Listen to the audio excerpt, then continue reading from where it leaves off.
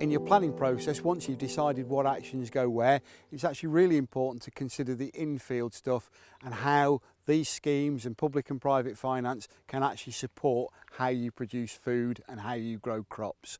So the types of things you can get support for are cover cropping. So do you spring crop? If you do, would a cover crop work for you?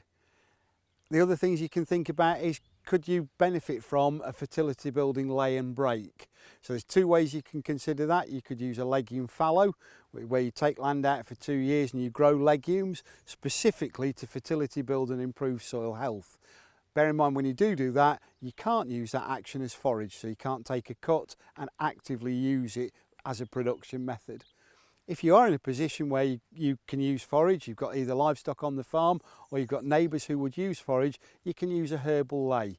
And again, that'll help fertility build, help improve soil structure, and both actions in the right circumstance can be real good tools for controlling certain weeds. Just make sure you take the background population into account and you really consider how you're going to establish them, how you're going to manage them to actually maximise what they do.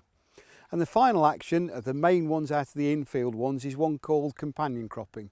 And where we are today on this farm, they're having their first practice with companion cropping, and what we're stood in here is an old clover lay that's been taken out and they've actually drilled directly into it with a spring oat crop. Not necessarily the route that most people would take, but for here they wanted to try and see what happened this year, so they've given it a go. You can see the clovers in the base of the crop. They might become a little bit too aggressive, but it's a good start to try. And that's a really good thing to remember about SFI and the scheme. It gives you the opportunity to experiment, get funding and think about how you're going to do things before you adopt them across the whole farm. For more help and advice, you can find our 8-step approach to funding sustainable farming on our website.